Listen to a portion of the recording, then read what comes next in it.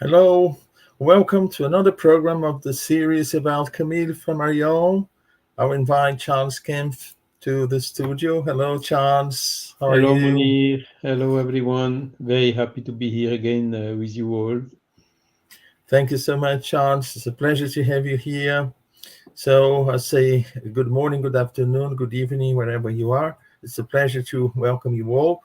And today we are going for the second part of the biography of Camille Flammarion. Charles made a tremendous work, and the biography of Camille Flammarion is really, really rich, packed with a lot of very interesting information. So we decided to split this initial presentation of the year in three parts. And today we are going to have the second one. We had the first one on the 7th of January, and we'll have the third and final one next Sunday at the same time. So with this, we end this very nice work of Charles divided into three presentations. And I hope he becomes a reference for people who want to know more about Camille Flammarion and his work, and that's our expectation. So, Charles, I think I don't need to introduce you again. So I'll hand it over to you so we can, pick up from where we left last time, and I'm sure it's going to be brilliant again. So I'll hand it over to you, Charles. Thank you so much, Munir. Thank you all for being here. Yes, I wanted to do it in one, but it was not possible. So uh, we decided to do it in three parts. And first part was 7th of January. You can still see the videos, the record on YouTube, and then the channels of Spiritist Center for Peace. Today will be the second part, and next week, next Sunday, same time, will be the third and I hopefully last part. Okay. So the subject is Camille Flammarion, Biography and Discourse on Kardec's Tomb. We have seen his biography 2 weeks ago. So he's born in France in 1842, and close to Domremy, which where is the birthplace of John of Arc. So it's about 30 kilometers, and it's about 80 kilometers of Fougue, where Léon Denis was born, and this is his father and his mother. So very simple people. You can see farmer and a small shop. And he had also he was the older son of one brother and two sisters. This we have seen the last time. We have seen also all the first steps of his life. So he was very um, young, good student, and interested in science. So we could recognize in the child a spirit who had already some journeys of evolution behind him. And then we have seen also how he went to Paris. His father went to Paris and he joined them after finishing some studies. So he started in Paris with a very hard work uh, in a workshop. And he wrote a manuscript of a book. He has been detected by a doctor who came to assist him when he was ill. And then this doctor saw immediately the huge potential he had and introduced him to the Paris Observatory, where he was hired by Mr. Le Verrier when he was 16 years old to make calculations, astronomical calculations. And that is then when he started his journey, his career of in astronomy. He could also perform some studies, albeit quite limited. And then very soon he started also disseminating by conferences and also writing books. Okay.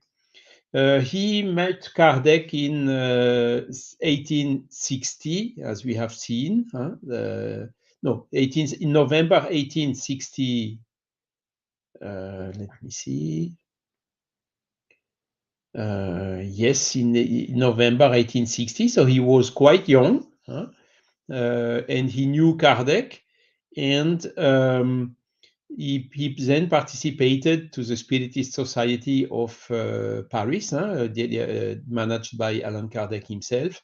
He also was following another Spiritist group, which was in Paris, the Spiritist group of Miss Huet, and he also wrote his first book, who was studying the conditions of the plurality of inhabited worlds, and that was not well perceived by Mr. Leverrier, who fired him from the laboratory, but fortunately he found immediately another job. Mr. Leverrier was a difficult person, a good scientist, but very harsh character, and he had a lot of enemies somehow, and all the enemies turned into friends of Camille Flammarion, so they hired him immediately in the Longitude office in Paris, where he's continued working. He also started installing on the roof of the flat where he was living in Paris a small observatory. And he continued writing some studies he continued in contact with Allan Kardec. And here you can see one example. Kardec published 3 communications that were received by Camille Flammarion in the Revue Spirit of September 1862, you see. So uranographic studies, medium Mr. Flammarion. So Kardec was generally hiding the name of the mediums unless he got approval of them to put it in the full name. So he got the approval of Flammarion to put his name. And that was a communication received by 3 communications received by Flammarion as a medium when he was acting in the Paris Society of Spiritist studies.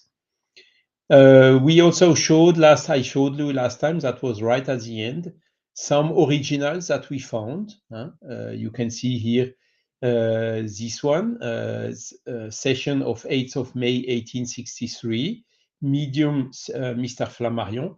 So that is the last one in date we found, and the title is The Eternal Succession of the Worlds. And here you can see this letter is from Camille Flammarion himself, and the corrections you can see have been done by Kardec, because he used this in order to publish either in the Revue Spirit or in his last book, which was the Genesis, where all this part of material Genesis, uranography, was mostly based on this mediumistic writing received by Camille Flammarion through the spirit of Galileo.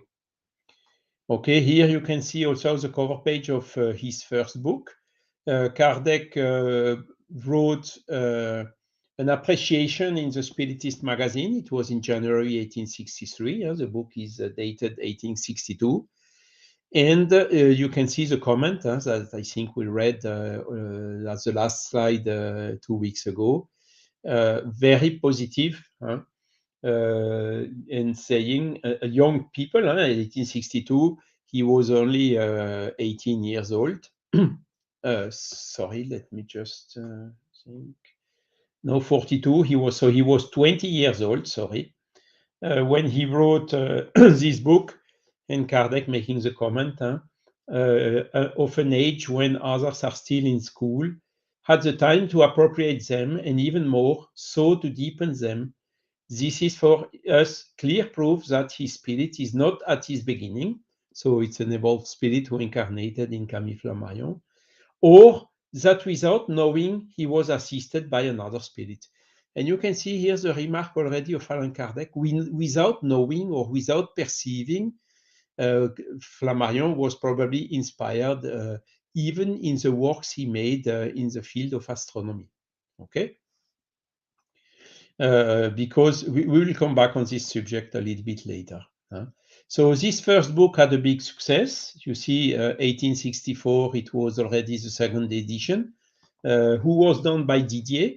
Didier was a friend of Kardec. He had a publishing company publishing a lot of books, including the books of Kardec and the second edition of this book of Flammarion. Which he revised, increasing the content and also including a philosophical part. Okay, and Camille Flammarion became very famous thanks of this book. The book got very positive appreciation by extremely known people in France, like Henri Martin, which was one of the biggest specialist of historian in French, Victor Hugo even, positive comments, and up to Napoleon III, who also appreciated this book. But on another hand, this success, there is always a price to pay. He faced also severe critics by ultra-clerical papers because he was somehow entering into the field which was reserved for the leaders of the official religions. Okay.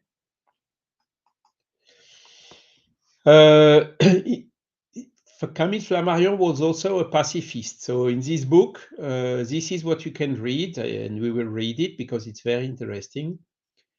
It's like a message he sent to the inhabitants of other worlds about our humanity. So let's read it.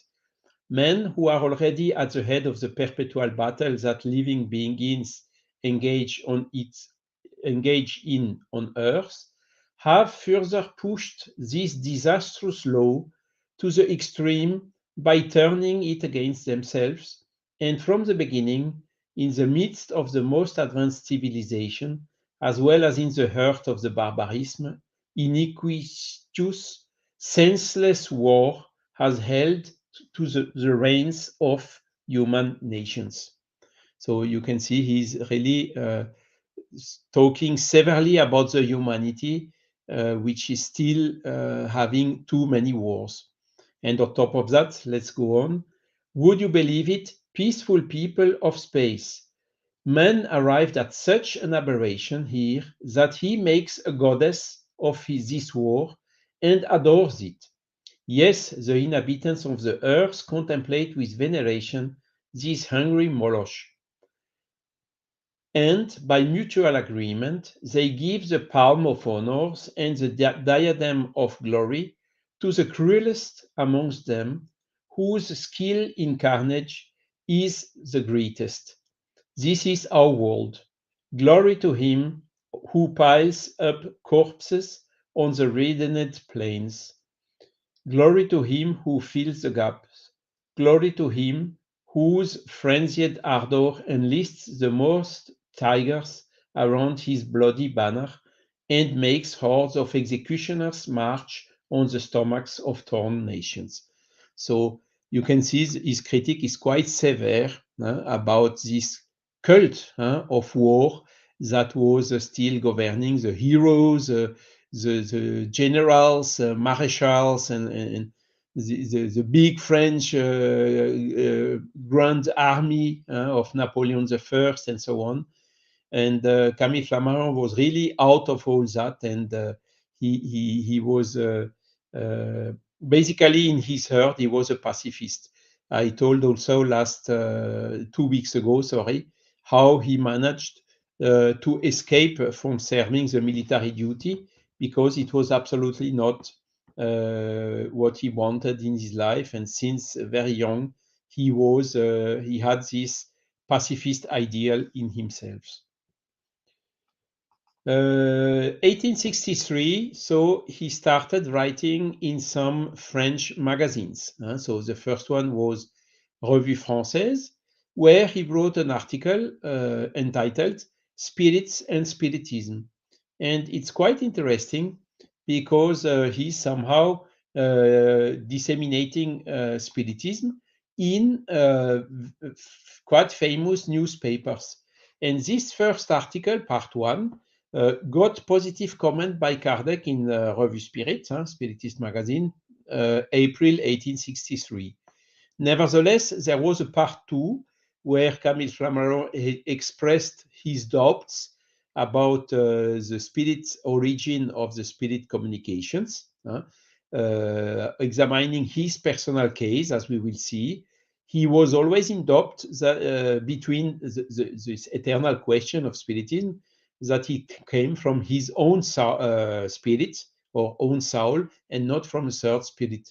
This is this famous debate between animism and spiritism that is existing in the spiritist and spiritualist environment.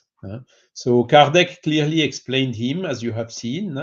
Why did Galileo select Camille Flammarion, who had already some knowledge in astronomy, to give communication about astronomy? It's exactly for this reason. Because he had already the knowledge, it was much easier for the spirit to give a communication in this field than giving it through a medium who had absolutely no clue about astronomy. Now, the other side of this is the doubt of the medium himself. Yes, what I wrote, I could have written it myself, and always this doubt. Nevertheless, what is important is the result, and the result is good at the point that Kardec published it in the Genesis, one of the 5 books of the codification. And what was written there in the formation of the solar system, and how did the moon come out of the earth, and so on. But the theories which were presented 150 or almost 160 years ago are still the ones which are valid today. So it was quite well inspired by Galileo, even if Camille Flammarion had some doubt about this. So that is why Kardec remained silent. He commented the first article, but not the second one, because it's probably because Camille Flammarion was expressing these doubts. Okay. So let's see exactly what was Camille Flammarion's opinion. If the spiritist system had been imagined to explain the observed phenomena, we see from the preceding discussion that it would still be the most complete and the most admissible.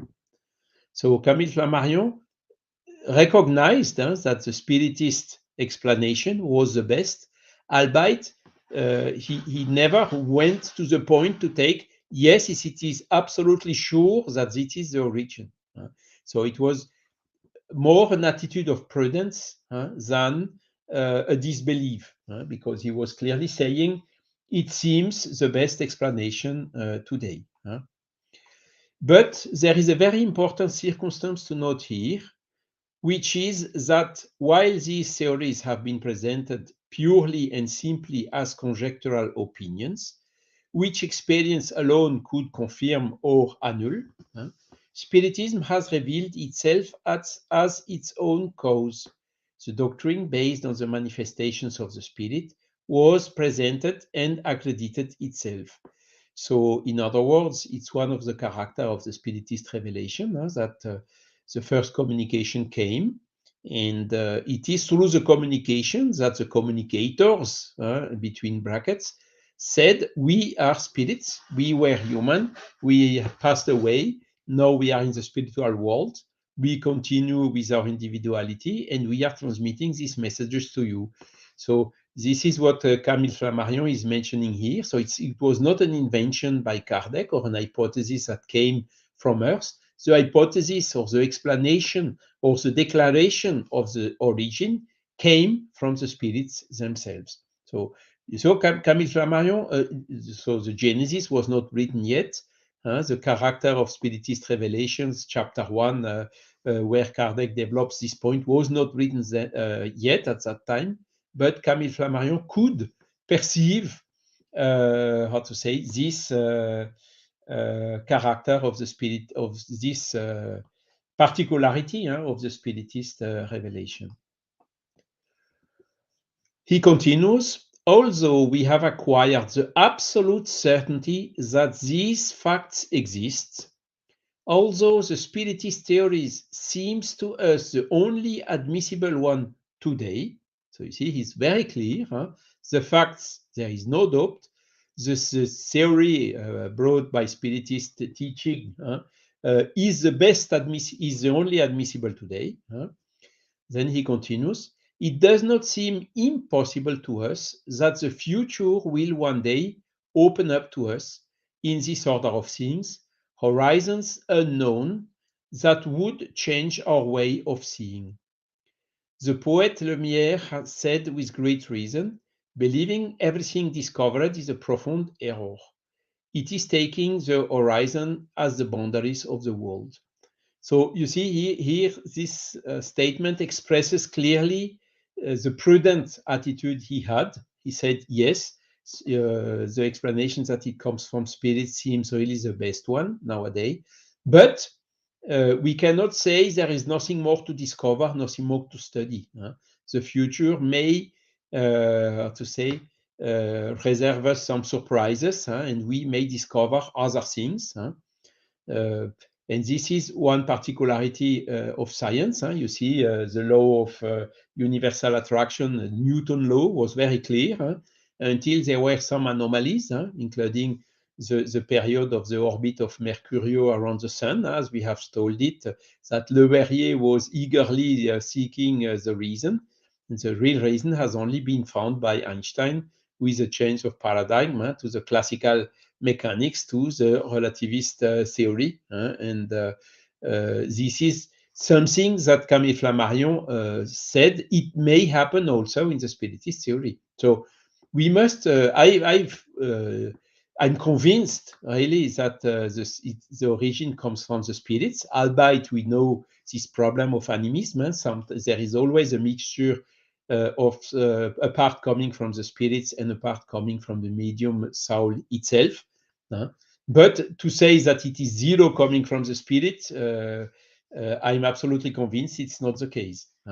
But nevertheless, I respect this prudent attitude of Flammarion, particularly because he says, yes, the facts exist, and yes, the Spiritist explication is so far the best one. And he was writing this in 1863, as we have seen. Today, we have 160 years later.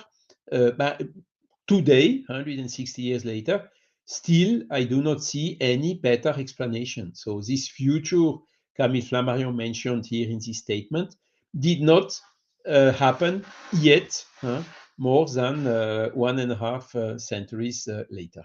Okay. And this sentence of the poet Lemierre is really very strong and totally valid, because you had some scientists at that time who said, now science is finished, there is nothing more to discover.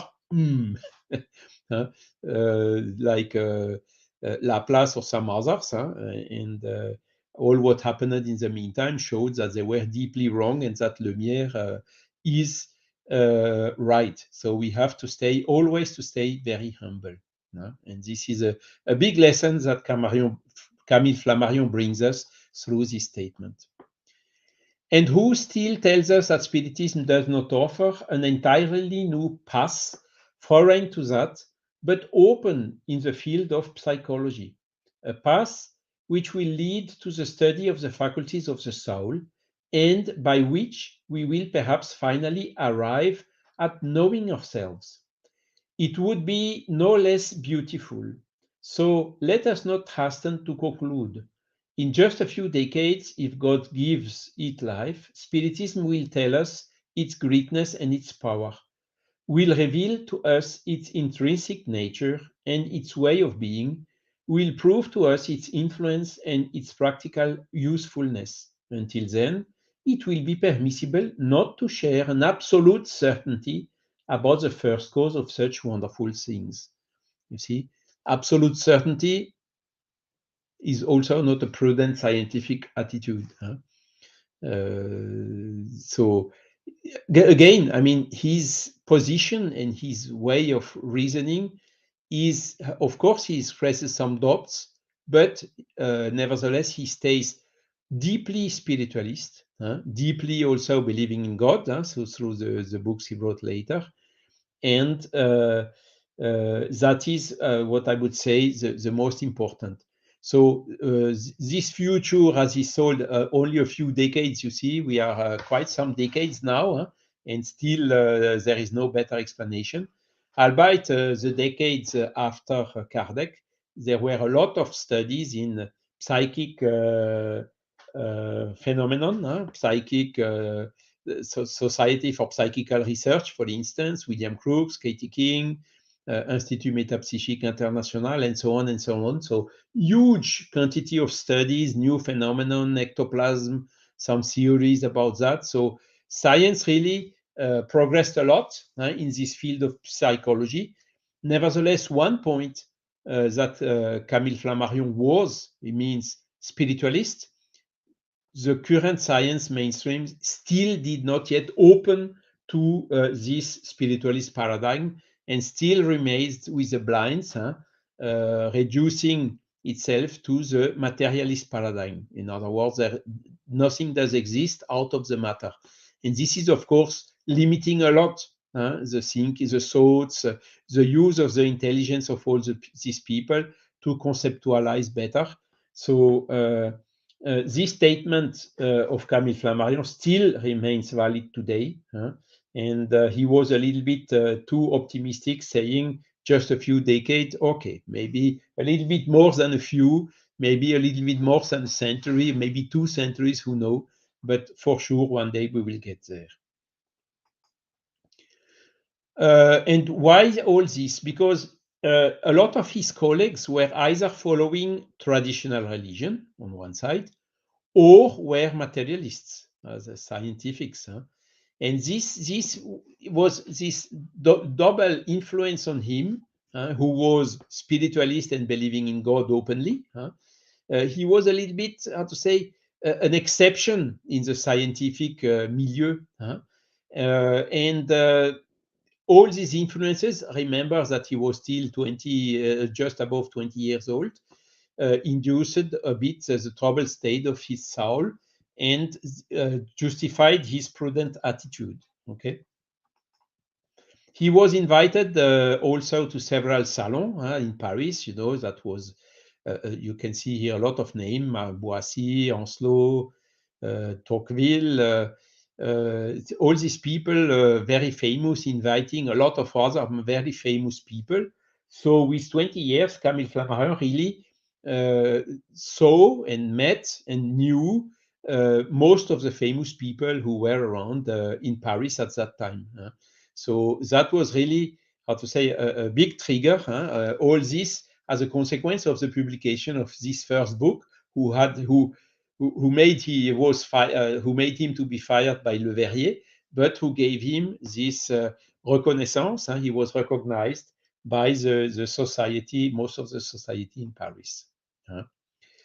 Nevertheless, he wrote, he always preferred spend his time working rather than spending too much time in social events in this salon.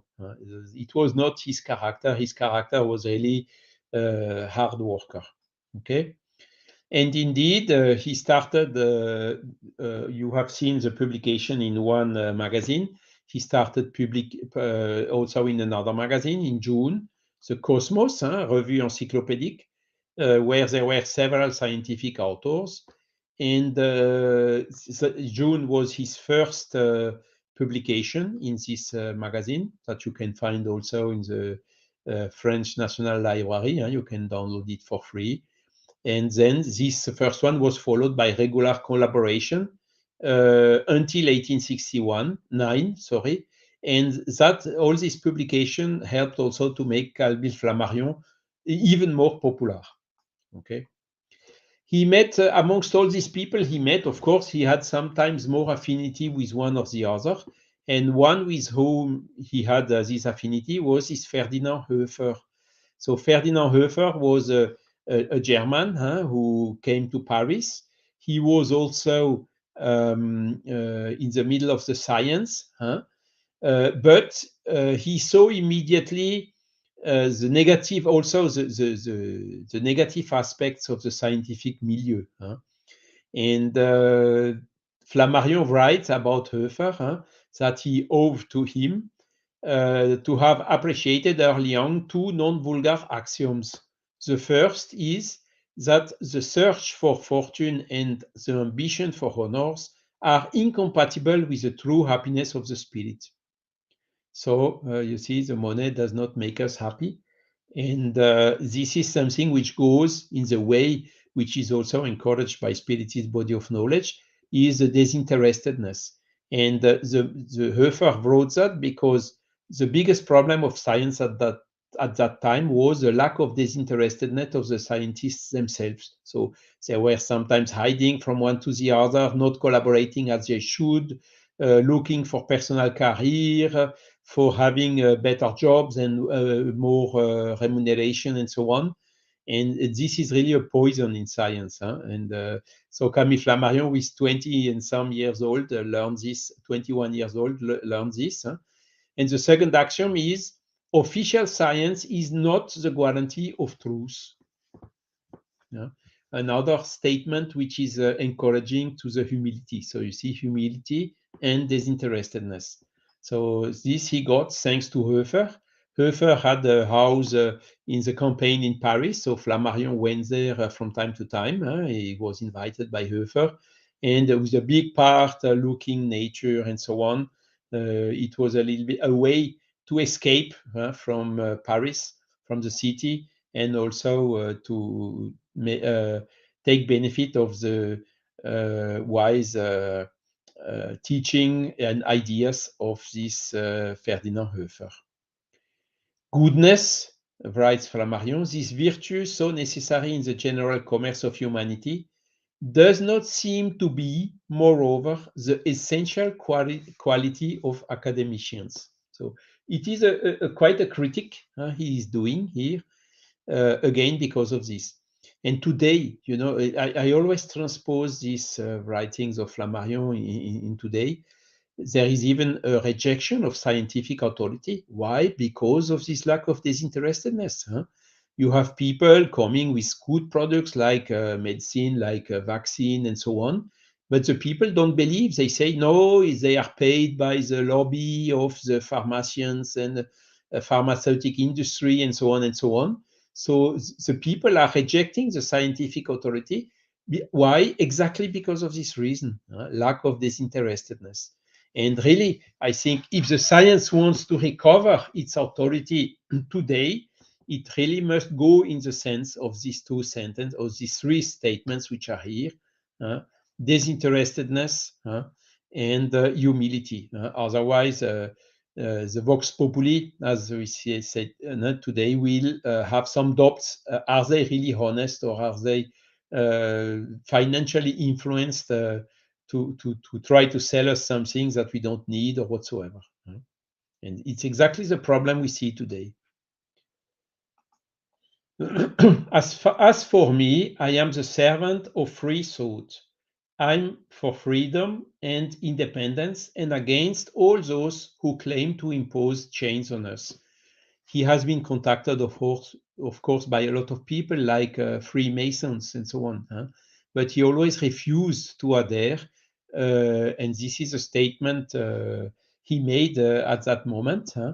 I prefer to remain free, absolutely free. So, you know, he was understood very well also this law of liberty, or the law of freedom, which is one of the 10 fundamental moral laws as per the Spiritist body of knowledge. 1864, in the Spiritist magazine, Kardec published an article from Camille Flammarion, because Camille Flammarion, since he was so known, a lot of people started already at that time to send him letters saying, oh, look, this and that phenomenon occurred here with this and that details and this and that people who were witnessing it, and so on and so on.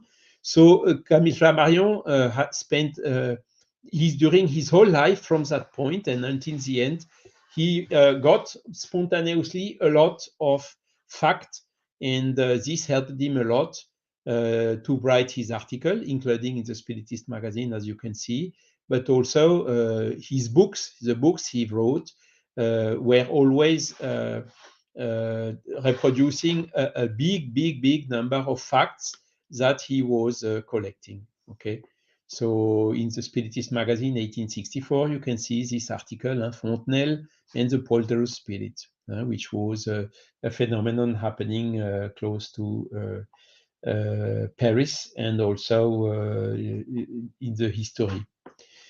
August 1864, he started publishing in another newspaper, which was Magasin Pittoresque, quaint store.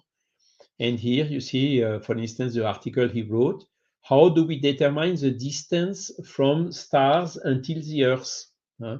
And he's describing this method that is quite well known. The Earth is turning around the sun, so there is quite a distance between when it's in one side and in the other side of the ellipse. And then you get an angle in which you can appreciating the star, looking how it's moving. And from that, you can make an estimation of the distance. Today, of course, there are some other means, but he was, you see, 1864 already publishing articles of this kind, astronomical article in this magazine. This magazine had also very famous collaborators like Jean Reynaud, and in this magazine, he was working together with Henri Martin, the famous historian specialist I just talked about, who wrote a lot of excellent book about history in France. It's a reference in the 19th century for historian. So again, the young Camille Flammarion was already, how to say, having exchanges and contact with such famous people. 1865, he wrote his second book, is Les mondes imaginaires et les mondes réels, Imaginary Worlds and Real Worlds. It was a kind of a complement to the Plurality of Inhabited Worlds, which was the first book he wrote. And he made really a review of the human theories about extraterrestrian or inhabitants of other worlds.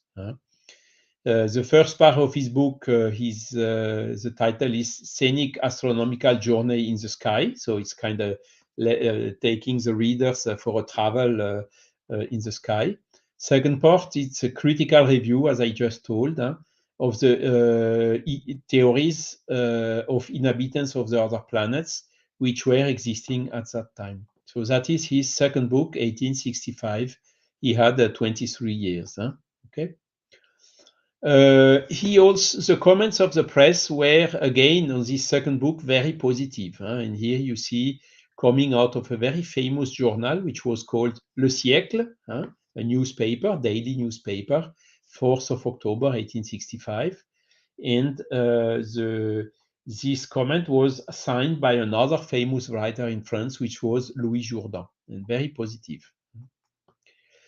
1865, he already also started to publish yearly an annuary or a directory of astronomical and meteorological phenomena that would occur every year. Okay, and this publication, who started in 1865, he really every year for the year to come, he was publishing in it, showing all the full moon, new moon, and so on, and the eclipse. Everything was in this calendar, including maps, as you can see, showing the position of the planets in the given year, in the given months. And this publication, so he published it until he died in 1925, but it continued afterwards until 1965, because the widow, this is more or less when the widow of Camille Flammarion, his second wife, died in 1965. So again, a huge part of his work. that started when he was 23 years old. And the same year, the fourth book, The Wonders of the Sky, you can see, readings of the evening. This is done, as you can see, Librairie Hachette. So Librairie Hachette is specialized in very popular book, very cheap, but huge volume. And he started writing for Hachette then a text about, you see, the wonders of the sky in a very simple and accessible language. 5,500 prints sold in less than a year. So this book had also a huge success. He became even much more popular. And this brought him even some earnings. So he was always living from his salary in the Longitude office.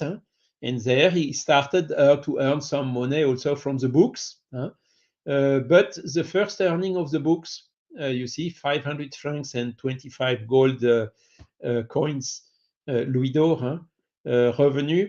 He had some friends who just married and who had huge financial difficulties, and he just went there and hiddenly offered them what he gained. So clearly, this is one of the proof of his disinterestedness.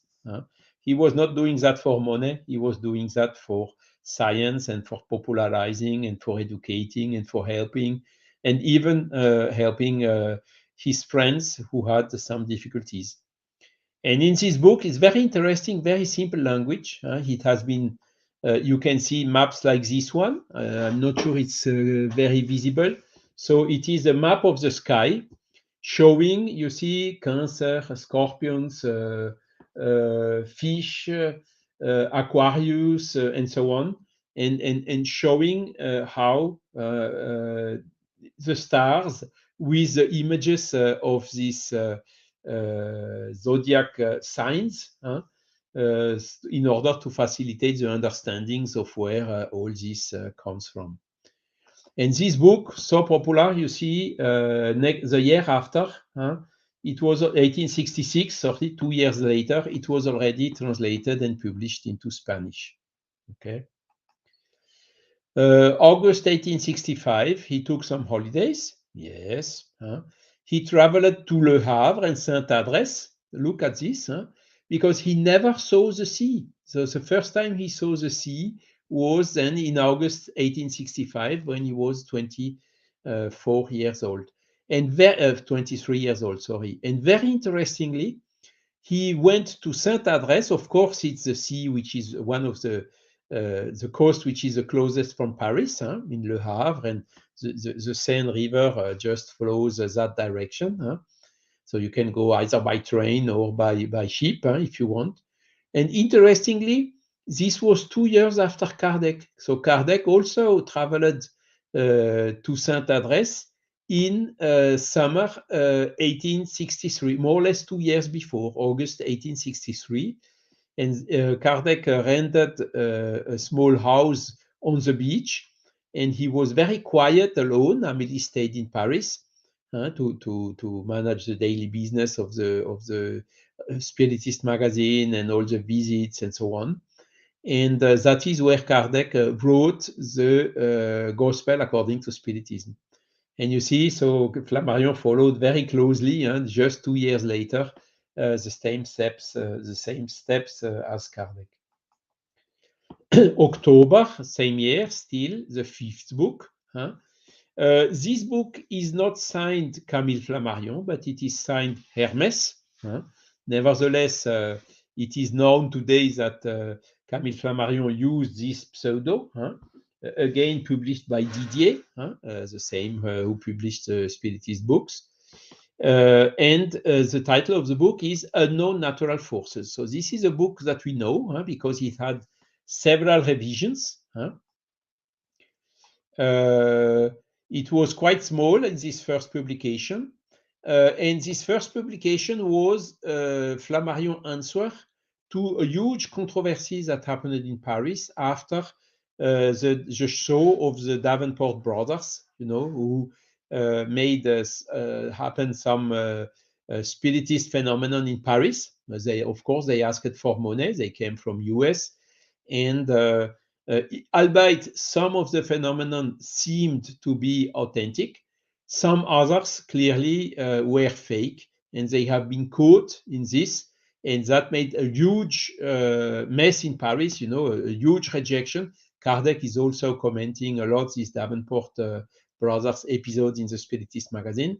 And Camille Flammarion took the defense, saying, no, everything is not, of course, he did not support Davenport brothers, but he called the attention that there are phenomena, natural forces that are still unknown today.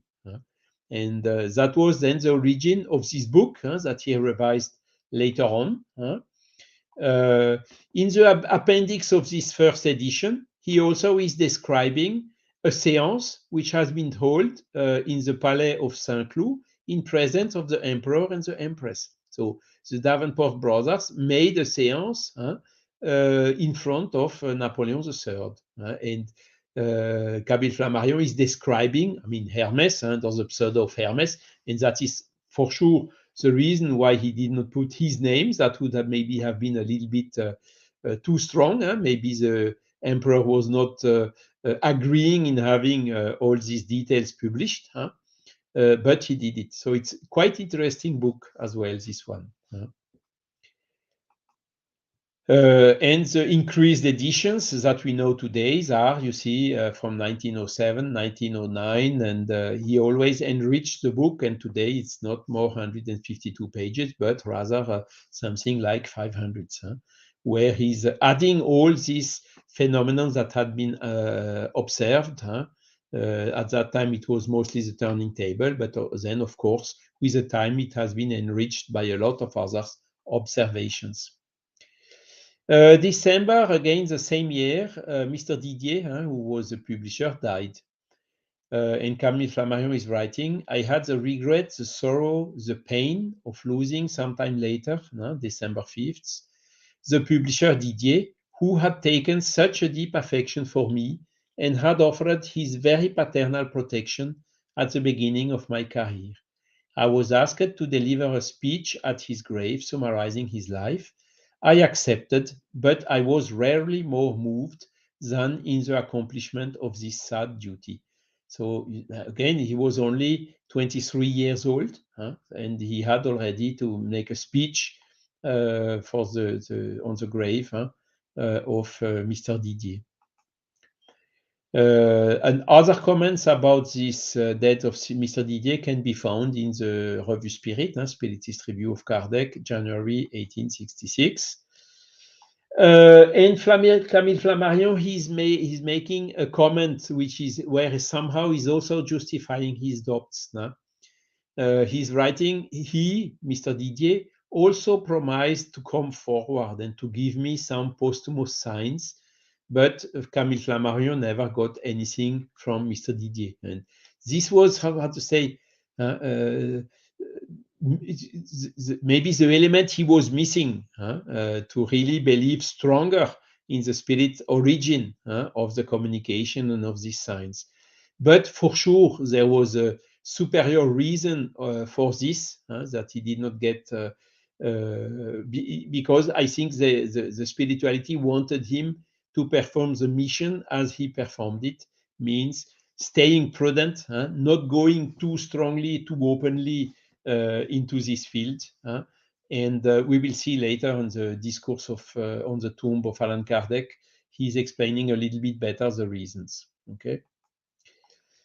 He joined also, this journal Le Siècle, who wrote about him, invited him, okay, please join our redaction team. And then this was really a newspaper, 60,000 prints daily. And he was a scientific collaborator. And his first article was 12th of January, 1866. You can see the title. It's What is the Chemical Composition of the stars revealed by the analysis of their light. So it was the beginning of the spectral analysis to determine the percentage of oxygen, hydrogen, and water or whatsoever. You see already in 1866, and that was what the first article he wrote in this new paper. Here you can see a picture of him, 1866, so 24 years old. It was from, how to say,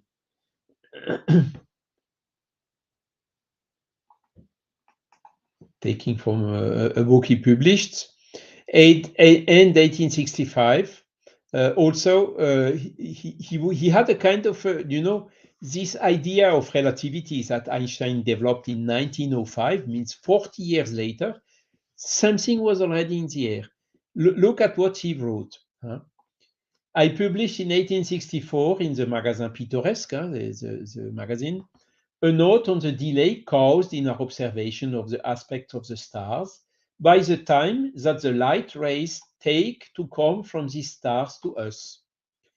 I was thinking about it in a half dream, when suddenly the following thought struck my mind. Since we see the stars from a delay of several years caused by the duration of the journey of their light to us, likewise, from these stars, the history of the Earth is behind by the same amount, and from such a star, the observers who could distinguish our planet would see it currently not as it is today, but as it was at the moment when the ray of light which arrived there left, as it was 10 years ago, 20 years ago, 50 years ago, depending on the distance. You see, the relativity of space and time. So the idea was clearly already in the air. So of course, it was not yet E is equal to M times C square. It was not at that point. Nevertheless, this idea of relativity was already existing somehow. And Camille Flammarion is complementing. My Lumen astronomical novel had just spontaneously created itself in my mind. And this Lumen novel was really also extremely popular. You see, more than 100,000 prints in 1910. And here it is, published in 1967, so close after this half dream he had, where he had this idea. Again, you see, spiritist inspiration, or seeing the spirits, taking advices from them, and remembering by waking up. So the book was not a book at the beginning. It was published in a magazine called L'Artiste, starting 1st of February 1867. The second publication of this novel was in 1873 in another newspaper entitled Récit de l'Infini, and it got a separate publication and book only since 1887. Okay. Again in 1865, on top of his books and writings in magazine, Camille Flammarion started also to give lectures and to teach popular astronomy every Thursday evening at the Polytechnic Association.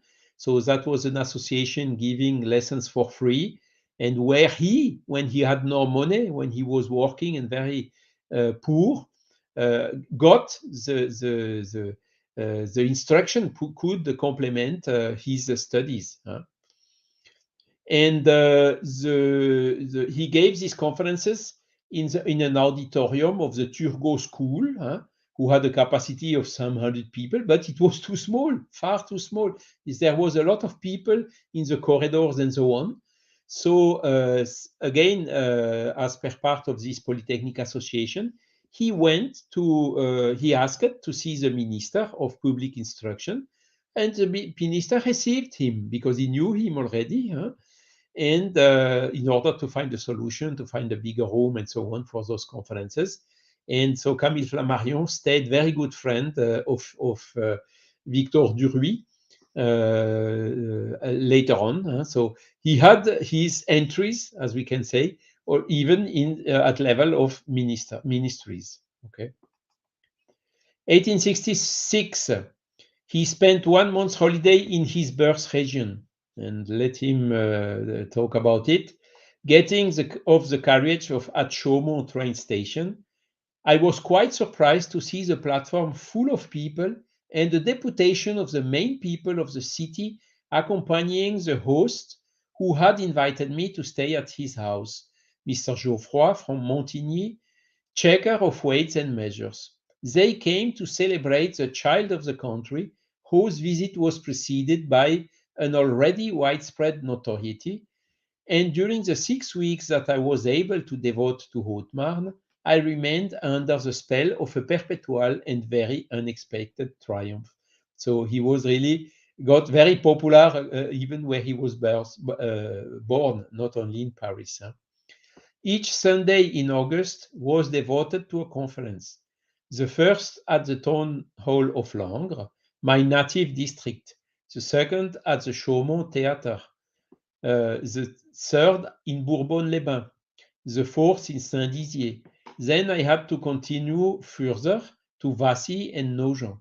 I had initially thought of giving only two in Langres and Chaumont, but they both had such a resonance that I could not refuse the pressing invitation from the other towns. These conferences were public and free. Again, you see the disinterestedness. 1867, seventh book, one of the most famous of him, Dieu dans la nature, God in nature. It was a kind of an answer to the new German philosophy that was existing at that time. Virchow, Büchner, Moleskott, this hard, materialistic, pessimistic, negative, atheist philosophy. He answered them by this book, God in Nature, and it's one of the really best book he wrote. I would add also several editions. This book is composed of introduction. The book first, Force and Matter. Book two, The Life, which is still today scientifically studied, but the origin is not explained. How did it appear on Earth? Book third, The Soul, you see, God, but also spiritualist. Book fourth, Destiny of the Being and of the Things. And the book five, to close, is God, so which is the first cause of all these things. So you see, this belief in God and the belief in the spirit, independent of matter, were really the main lines he followed throughout all his career. First edition, so May 67, he wrote it. And here you can see the fifth edition, which was 1869. 1867, again, eighth book, Studies and Readings on Astronomies. And this was a little bit more specialized for astronomers. And this first book was followed by 8 other volumes, 9 volumes in total until 1880. At that time, 1866, Flammarion got his own telescope that he installed in the roof of the flat he was living in Paris, and starting also to make his own observations. And also something that he started, 30th of May 1867, he made his first observation from a balloon. So the balloon where, of course, Montgolfier was quite almost a century before, but the balloons were really insecure. There was not a lot of unsafe. You had to be very careful. And it is through the minister who he got born. He joined a society of balloons in Paris, but they had no balloons. There was a society with no balloons. And Camille Flammarion managed to get the balloons of the emperor. Why? Because the emperor, since it was not safe, even the emperor did not use the balloon, and then he granted to rent it. And Camille Flammarion made several travels in the balloon, making observations, not only astronomical, but also of the clouds, meteorology, and scientific observations in general. This is a picture of him in 1867, though, when he was 25 years old. And between 1867 and 1880, he made 12 balloon air travels. One of them, he started in Paris and he landed in Prussia, so in north of Germany, flying over Belgium and whatsoever. And it was quite also audacious to do it, because only a few years later there was the war of the Prussians against France. And he wrote also a book about this. You can see Voyage en Ballon. He make some conferences about that. You can see the image of the balloon, and on the bottom left, he was observing the balloon and the shadow of the balloon on the clouds. So he was really observing. Every opportunity for him to observe something was really taken. And this was then his 9th book. Okay. 1867 again, he joined this teaching league, Ligue de l'Enseignement, who has been founded by Jean Massé.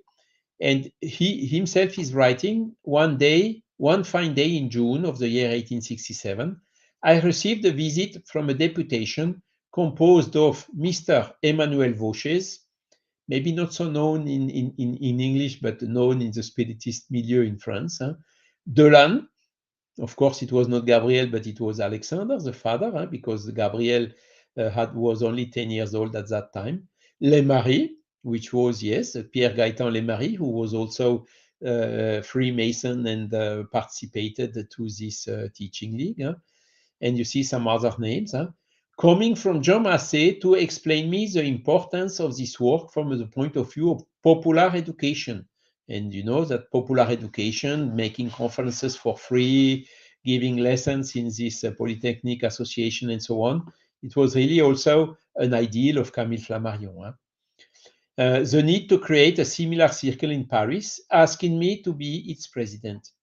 And indeed, he decided, he accepted, and he was the first president of the Parisian Ligue de l'Enseignement, was Camille Flammarion. He accepted to have the presidency during the first year.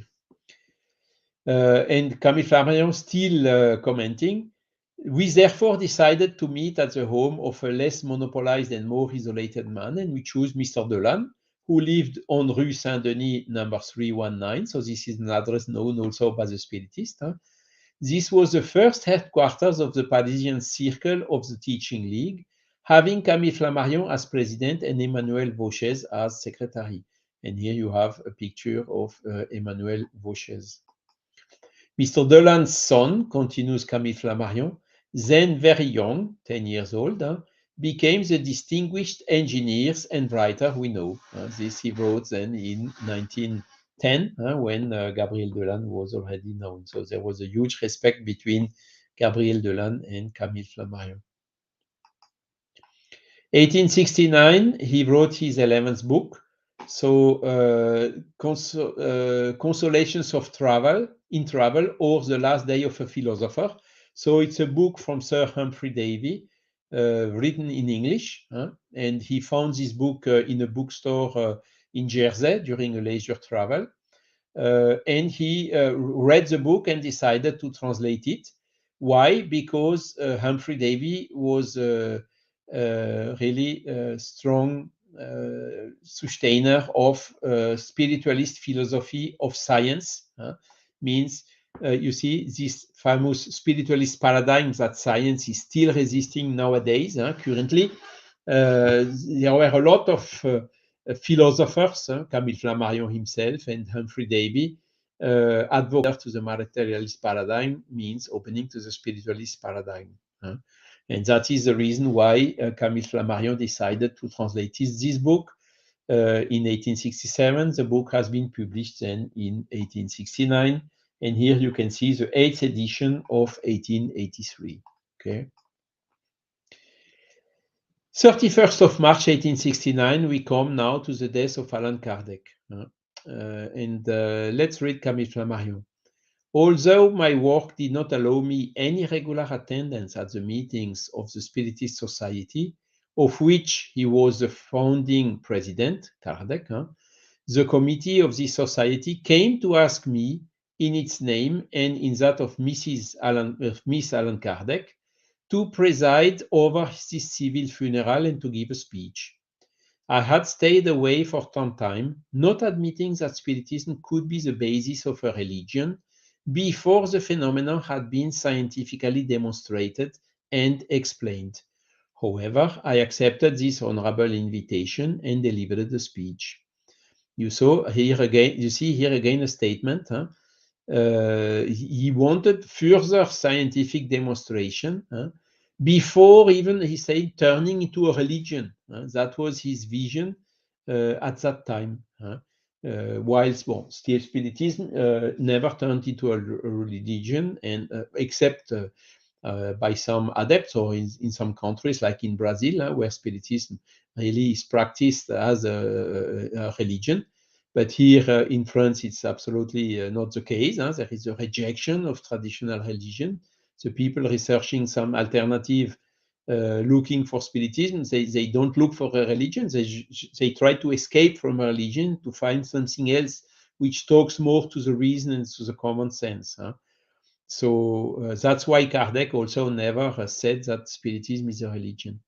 So he was cautious, you see. Again, a lot of people, even in France, started to practice Spiritism a little bit like a religion. Oh, that's sure, it's like this, let's go and don't think about anymore, and so on. And that was not exactly the way of thinking of Camille Flammarion. You see, he really wanted to have more demonstrations about the cause of the phenomenon, albeit he admitted that the Spiritist explanation was the best, as we have seen. And he accepted the invitation and delivered the speech in the tomb of Kardec. So let's go through the speech. Let me see how many time we have. I think it will be, so it's 9 o'clock, so not sure we will be able to finish, but let's start. Here you have the cover page. It has been published as a separate booklet in 1865, the same year where Kardec died. And Flammarion is then starting his speech like this. In accepting with deference the sympathetic invitation of the friends of the laborious thinker, whose earthly body now lies at our feet, I remember a dark day in the month of December 1865. I then pronounced supreme words of farewell on the tomb of the founder of the Academic Library, the Honorable Didier, who was, as publisher, the convinced collaborator of Allan Kardec in the publication of the fundamental works of a doctrine that was dear to him and who also died suddenly. So he made the speech for Didier, and then when he made the speech for Kardec, he remembered that first speech he made. Today, my task is even greater because I would like to be able to represent to the thoughts of those who hear me, and to that of the million of men who, in the New World, have dealt with the still mysterious problem of the phenomenon called Spiritist.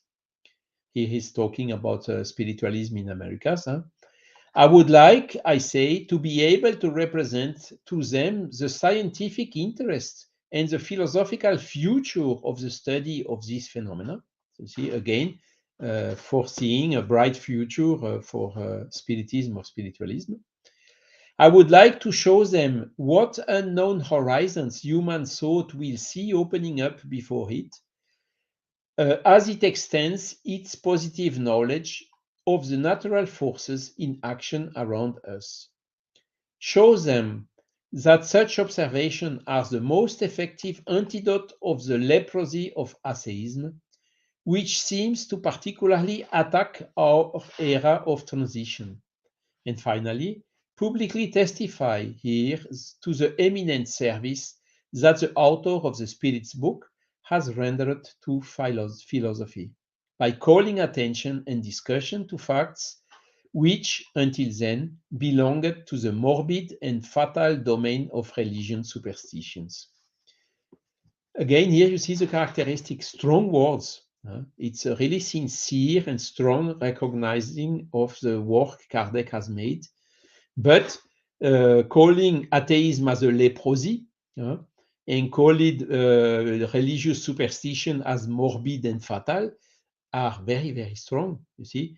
So he really is showing how Kardec escaped from this atheism that was very strong in the science, in the scientific community, and also these superstitions, which were also very strong into the traditional religion.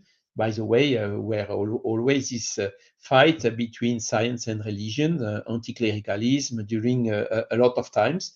And Camille Flammarion here really seeing this new concept that Kardec brought in starting scientifically observations, studies of this phenomenon, who were belonging to the field of this religious superstition and not being blocked by the atheism and materialism of main science. So that is really the disruption that Kardec brought, and that is recognized here by Camille Flammarion right at the beginning of his speech.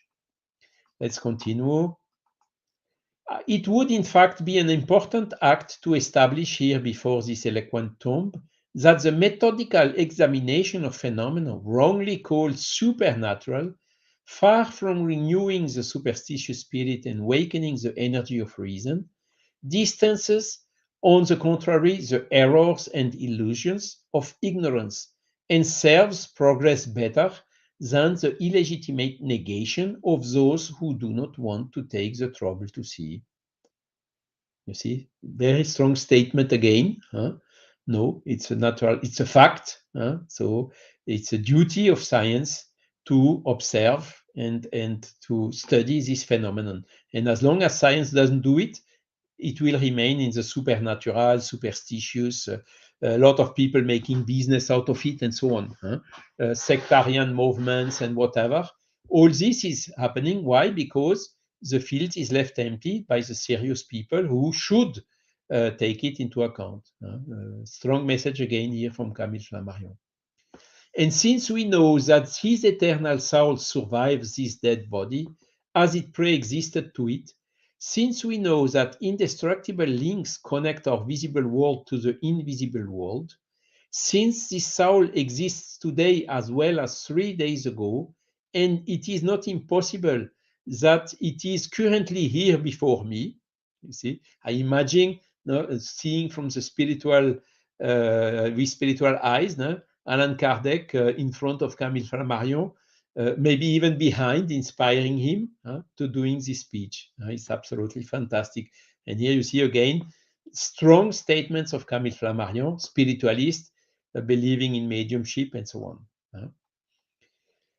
Let us tell him that we did not want to see his bodily image disappear and lock him in his sepulchre without unanimously honoring his works and his memory, without paying a tribute of gratitude to his earthly incarnation, so usefully and so worthily filled. Very strong also. He has raised rivalries. He created a school in somewhat personal form. There is still some division between the spiritualists and the spiritists, believing in reincarnation, the other one not. From now on, gentlemen, this is at least the wish of the friends of truth. We must all be united and by brotherly solidarity, by the same efforts towards the elucidation of the problem, by the general and impersonal desire for truth and good, calling for union between spiritists and spiritualists, amongst others. It has been objected, gentlemen, to our worthy friend, to whom we pay today the last duties. It has been objected to him that he is not what we call the scientist, of not having been first a physicist, naturalist, or astronomer, and to have preferred to constitute a body of moral knowledge before having applied scientific discussion to the reality and the nature of the phenomenon. And that is also a characteristic of Kardec. He did not wait for approval of science, otherwise he could have waited until today. There is still no demonstration, no approval of science of the spiritist phenomenon. No, Kardec's mission was really to go quick, fast, until the end, drawing all the philosophical, ethical, and moral consequences out of the facts he was believing according to the hypothesis he accepted coming from the spiritual world, as we have seen. Perhaps, gentlemen, again, Camille Flammarion in his speech, it is better that things started this way. We should not always reject the value of feeling. How many hearts were first consoled by this religious belief? How many tears have been dried? How many consciousnesses opened to the ray of spiritual beauty? Not everyone is happy down here. Many affections have been broken. Many souls have been lulled to sleep by skepticism. Is it nothing to have brought to spiritualism so many beings who were floating in doubts and who no longer loved life, either physical or intellectual? Flammarion here talking about the consoling aspect of spiritism, and it's deeply true. He was really conscious of all this. Giving here the reason why Kardec was so quick, because his mission was exactly like this. A scientific demonstration, again, if we would have waited 160 years before, if Kardec would have waited, we would not have 40 million adepts of spiritism nowadays. And clearly, it is better that things started this way, and Camille Flammarion recognized it. Had Allan Kardec been a man of science, he would undoubtedly not have been able to render this first service, and thus spread far and wide like an invitation to all hearts.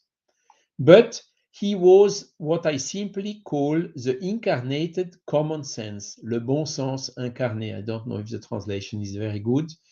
It's really common sense, good sense, a straight and judicious reason.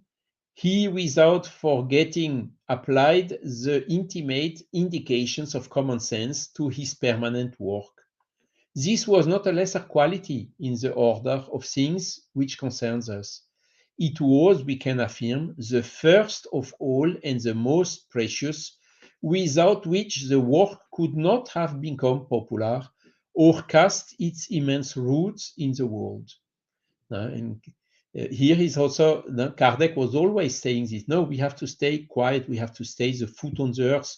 Don't let us be satellised by the spirits or going into dreams. Let's study it seriously with the feet on the earth. And this is exactly what Camille Flammarion is recognizing here. The first step was to apply the firm reason of simple common sense and to examine the facts according to the principles of the positive method. Positive method that Kardec learned already with Pestalozzi and also with Descartes, and Auguste Comte, who came later on. As the organizer of this slow and difficult study himself predicted, this complex study must now enter its scientific period. The physical phenomenon on which we did not insist at first must become the object of experimental criticism, to which we owe the glory of modern progress and the marvels of electricity and steam. This method should grasp the still mysterious phenomenon in order that we witness, dissect them, measure them, and define them. So, sure, science really has had and still has today to take more interest into these phenomena. Unfortunately, I think Camille Flammarion, you remain with Hofer, saying scientists are not always so neutral and objective and disinterested. And I think he underevaluated this, and that is also probably the reason why, but with some exceptions like William Crookes, like Gustave Jolet, like some others, a lot of them did not really make studies. They were simply hunting fraud and whatsoever. And the serious study about the spiritist phenomenon still has to be retaken nowadays in order to understand better, to try also to make a concept and a model of the the perispirit, of spiritual body, of this semi-material form of matter in the universe, and so on. There is a lot of things science still today has to go more in depth in the reflections. Okay, so Camille Flammarion was right in saying it must enter in this field, but he was again a little bit too optimistic, saying that this would, how to say, bring the results quite quick. And the spirits who inspired Kardec, they knew it, and that's why they told, no, don't wait, otherwise it will be too long.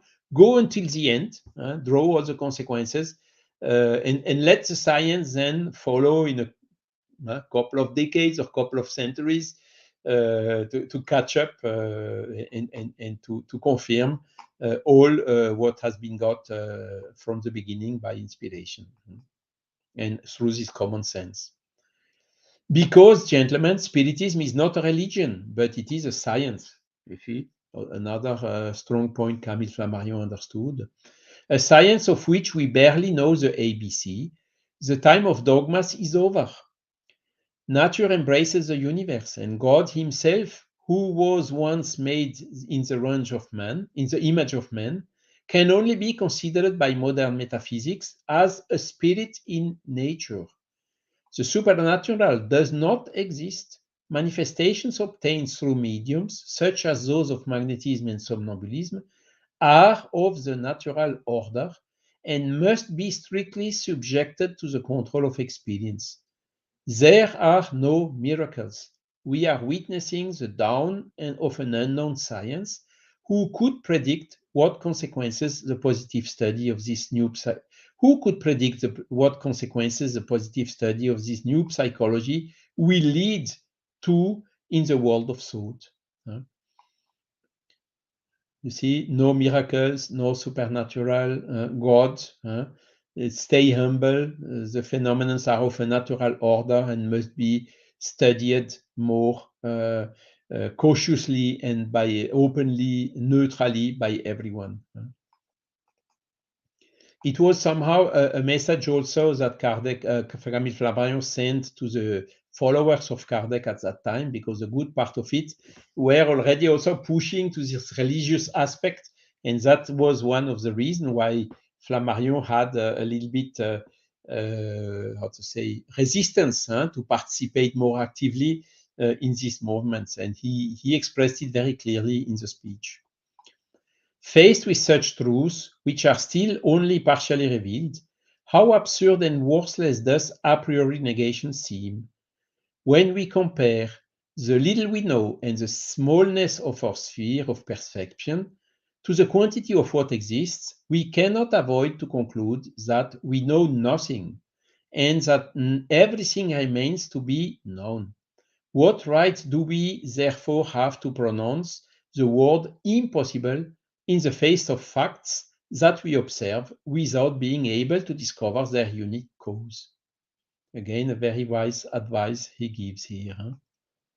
Science opens up to views as authoritative as the previous ones on the phenomena of life and death and on the force that animates us. We just need to observe the circulation of existence. Munir, I think we will have to stop. It's a pity we are just in the middle. Okay. He's speaking then about the metamorphosis, reincarnation. The soul has flown away, the body which is recycled by nature, and so on. Shouting here a little bit about the inadmissible dogma of resurrection of the flesh. The body is only transitorily used by the spirit. You see, it's really very, very interesting. But I must admit, sorry, it was a little bit too long. I think I will not be capable to end it, and we will leave for the third emission. Take again this discourse from the part we just stopped right now. Okay, so sorry for being a little bit longer than expected. Thanks a lot for your time and your patience, and again, wishing all the best for everyone. Thank you, Charles. Yeah, it's a shame that we have to, we've gone over the time, and it's a long discourse. So and so packed with information. Every line, has something there that we can discuss and learn. And I like very much, what you've shown about Flammarion and how science and spiritism were intertwined in his view. And he was always there, going, his way and not rejecting one in favor of the other. No, he was not taking sides, he just went there and using his methods, his scientific methods, to give his contribution in science and also regarding the spiritual phenomena. So it's really, really interesting. And again, I mean, you see, he always say impossible. Huh? He was really open. Huh? He went and observed the phenomenon and was convinced that the phenomenon are happening and authentic. He wrote books out of it, unknown natural forces and so on. Huh? So he was really far from rejecting everything, like we see from science. So he was honest, even honest in the doubts he had about his own mediumship, saying, I'm not sure it came from a spirit. It may have come from my mind, albeit I admit that the explanation it can come from spirits is valid and is the best one nowadays. He was quite clear. It may seem ambiguous, but it was not, in fact. Yeah, no preconceived opinions. Exactly. He was there open to evaluate, check, and see, what he could accept and what he could not. Yeah. And we must also admit that the spiritist body of knowledge spiritism is progressive, as Kardec wrote. A lot of things still can be happen and can be discovered. As soon as science really opens more for conceptualizing the spiritual world, I think there the inspiration of the spirit will intensify again, and we may have a lot of surprise, even us as the spiritists, a lot of good surprises. Yeah, that's wonderful. And I also want to highlight the effort you've made to translate a book, which is the autobiography of Camille Flammarion, which, as far as we know, has no translation into other language.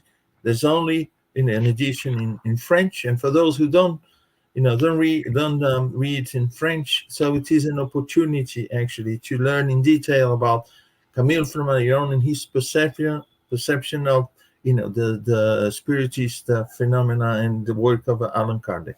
So thank you very much indeed, Charles. We have no questions, and just want to say hello and thank Elsa Hossi and Marilda Vega, and we can go to our announcements now.